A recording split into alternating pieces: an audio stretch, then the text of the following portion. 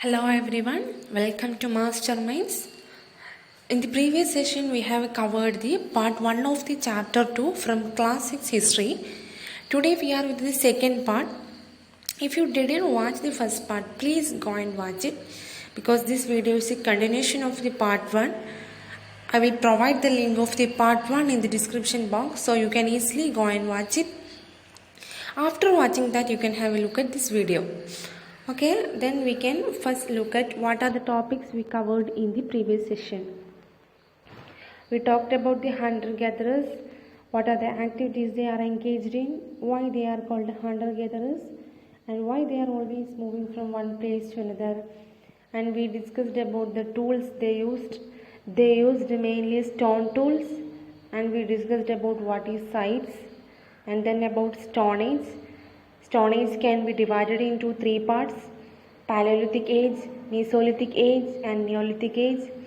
Paleolithic Age is also known as Old Stone Age. Then Middle Stone Age is also Mesolithic Age is also known as Middle Stone Age.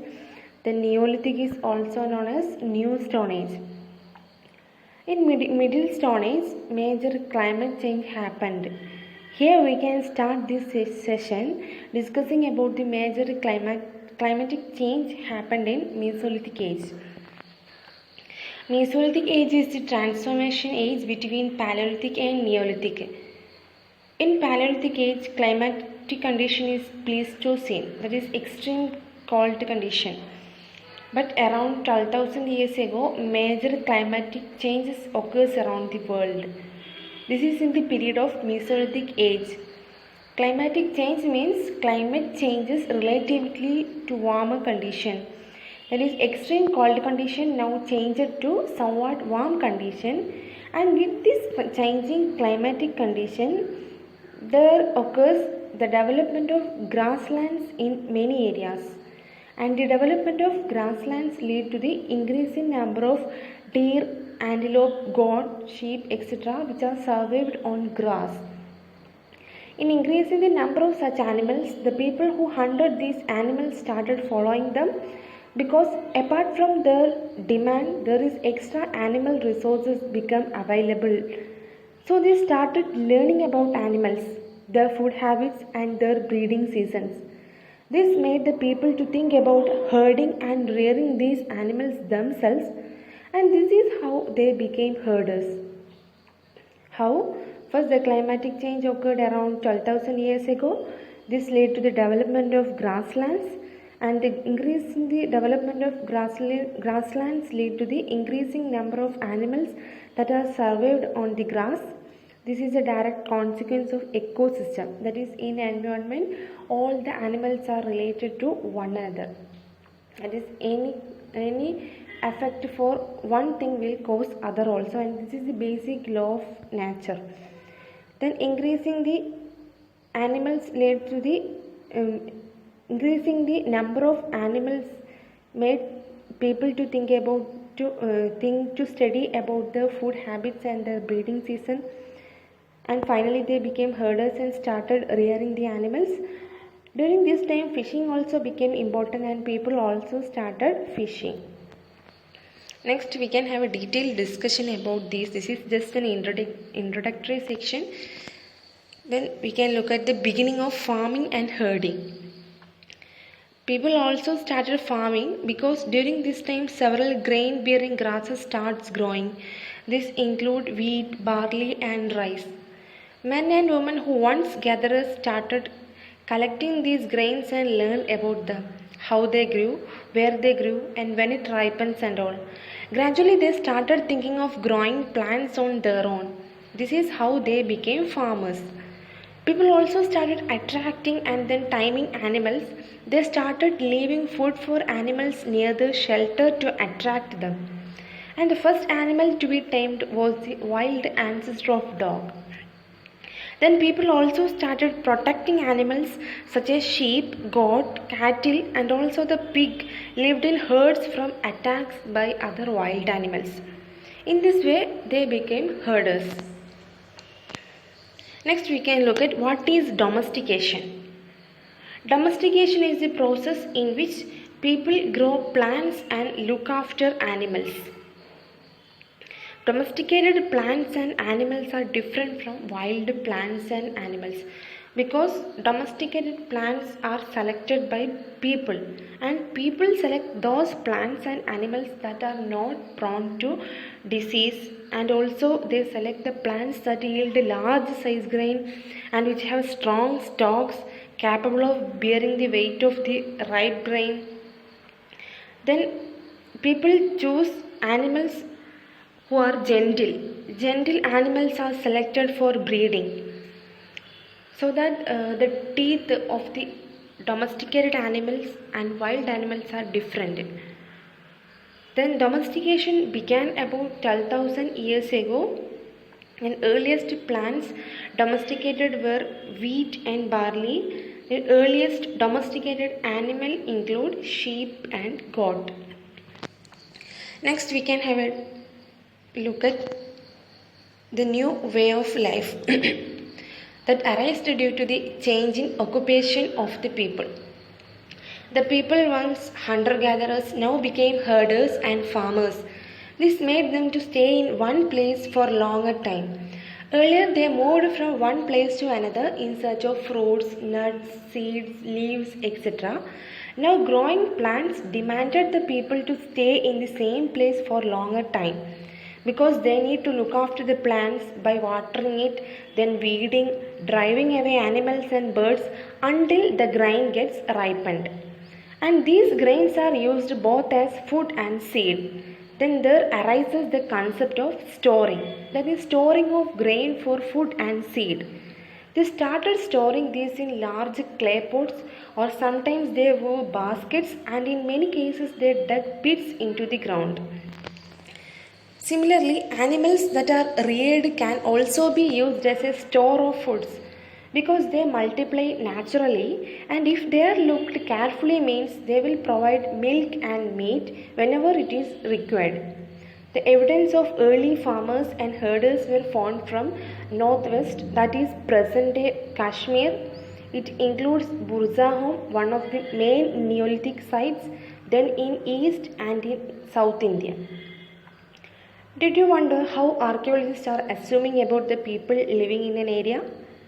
To find out the settlements of herders and farmers, they started studying the evidence of plants and animal bones.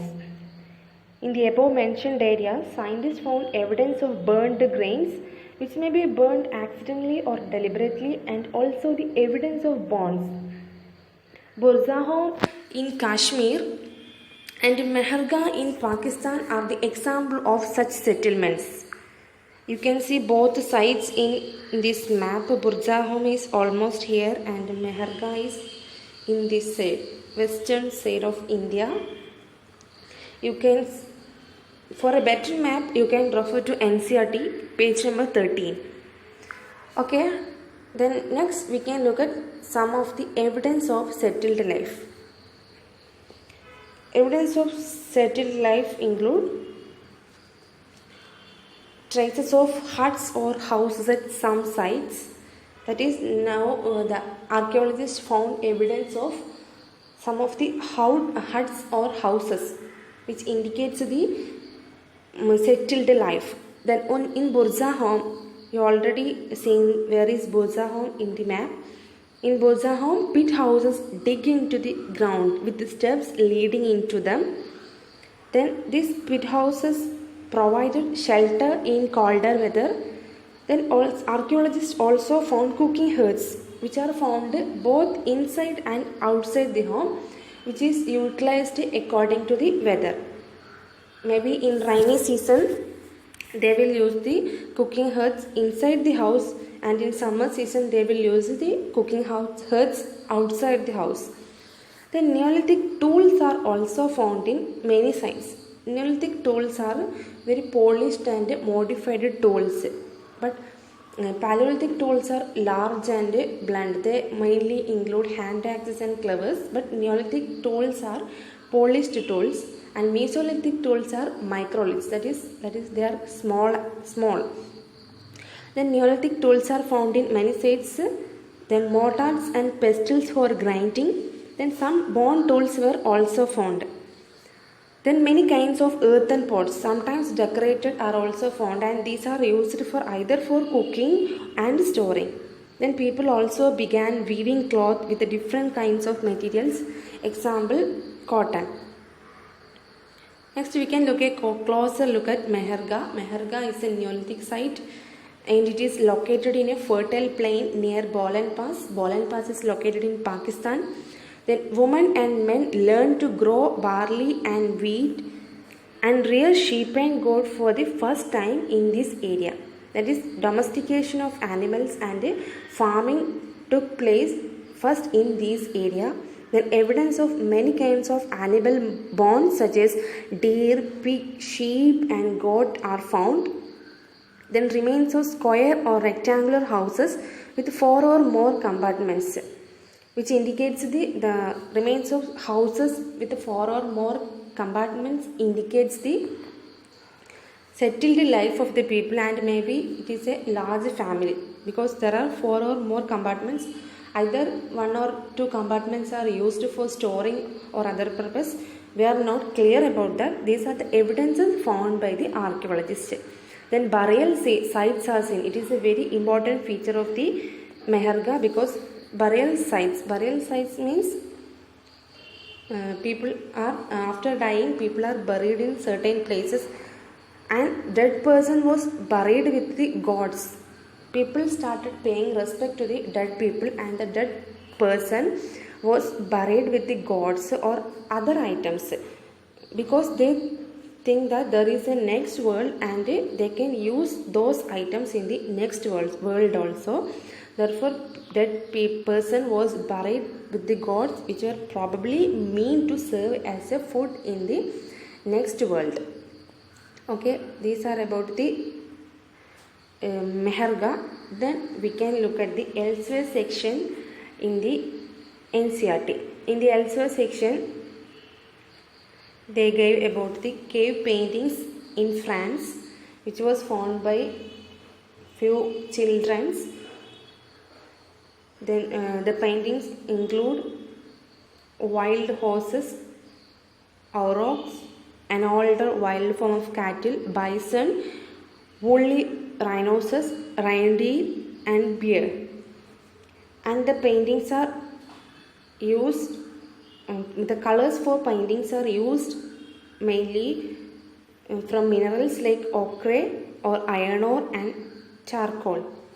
And these paintings are done either for a ceremonial occasion or these are made for special rituals before the hunters are going for hunting. Then in the another section they are referred to a Neolithic site, that is Catalhuyuk in Turkey. And in Catalhuyuk in Turkey there are many things imported, that is flint from Syria, then cowries from Red Sea and shells from the Mediterranean Sea. And these are about the elsewhere section. So with this we are done with this chapter, part 1 and part 2. If you have any queries, feel free to comment in the comment section, and if you find it useful, do share and recommend to your friends. For more videos, subscribe and click the bell icon for notification. Thanks for watching. Have a good day.